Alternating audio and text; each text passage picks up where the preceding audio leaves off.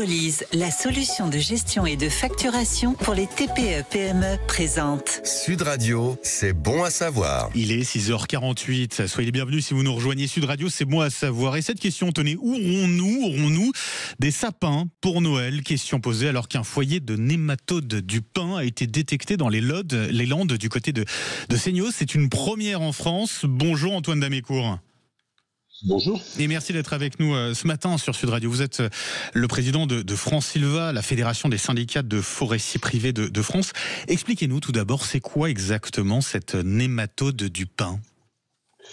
Écoutez, oui, FranSilva, on est très inquiet de tout ça, en collaboration avec nos homologues locaux qui sont le syndicat des sylviculteurs du Sud-Ouest. Alors le nématode, c'est un petit ver de quelques millimètres qui est originaire d'Amérique du Nord et qui est arrivé au Portugal en 1999, puis en Espagne en 2008, il a été détecté.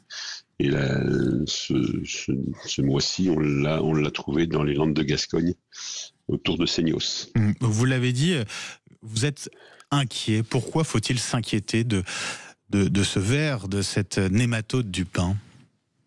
Alors d'une façon générale, on est assez inquiet. Alors il y a les effets du réchauffement climatique, mais il y a aussi les effets du fait que nous tous, nous voyageons beaucoup, nous nous déplaçons beaucoup et nous pouvons comme ça.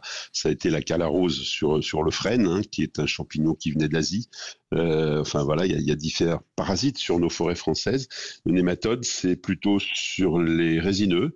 Ça, a priori, on nous dit que ça attaquerait tous les résineux, donc il y a quand même 40% du massif français qui est résineux, que ce soit dans les Landes ou autre part, et donc ce petit ver fait mourir l'arbre en quelques jours et quelques semaines, et il est déplacé par un coléoptère qui s'appelle le Monocamus. Donc heureusement là dans cette période, on arrive à la période d'hiver, même s'il fait encore très doux.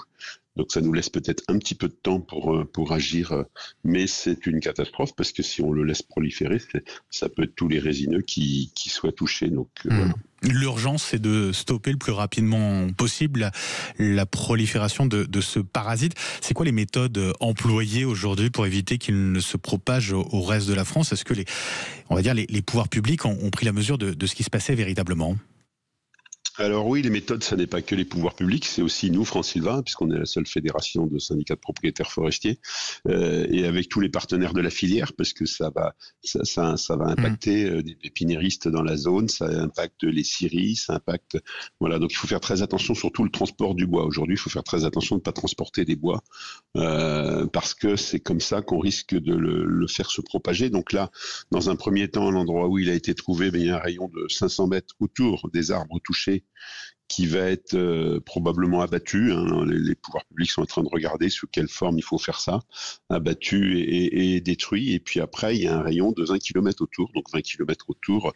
Le rayon de 500 mètres, c'est 24 propriétaires, c'est un peu plus de 60 hectares. Mais après, il y a un rayon de 20 km dans lequel, pour l'instant, tout est arrêté, tout transport, tous travaux forestiers sont arrêtés, et ça représente aujourd'hui 65 000 hectares de forêt.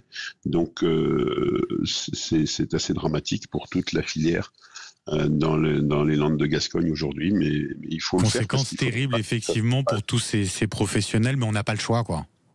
Il faudrait pas que ça se propage partout. Donc, mais bon, tout ça, c'est un travail de toute la filière, mais aussi il va falloir que tout Français soit, et que vous, la presse, vous communiquiez bien sur le fait qu'il faut pas s'amuser à transporter des bouts de bois de cette zone vers l'extérieur.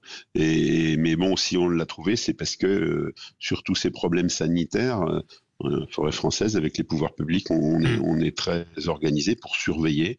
Donc là, il faut que tout propriétaire qui voit dans ces zones-là des pins qui dépérissent fasse attention et prévienne, pour qu'on puisse faire l'analyse.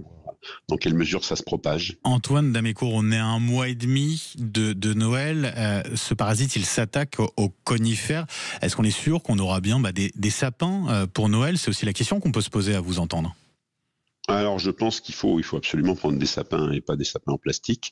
Les Landes de Gascogne, le secteur de Seigneau, c'est pas forcément la zone dans laquelle on produit le plus de sapins de Noël. Donc je pense que là ça va pas poser de problèmes spécifiques, mais il faut être bien conscient que ça n'est pas parce que les gens disent le massif landais, c'est de la monosylviculture.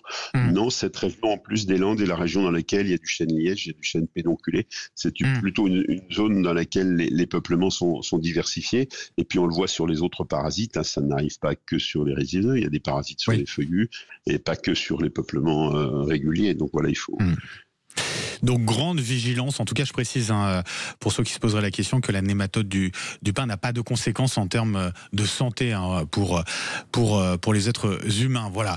Antoine Damécourt, un grand merci. Nous avons 3 500 000 propriétaires en France et il faut qu'ils soient tous très vigilants et qu'on regarde tout ça pour éviter que ça se développe de trop.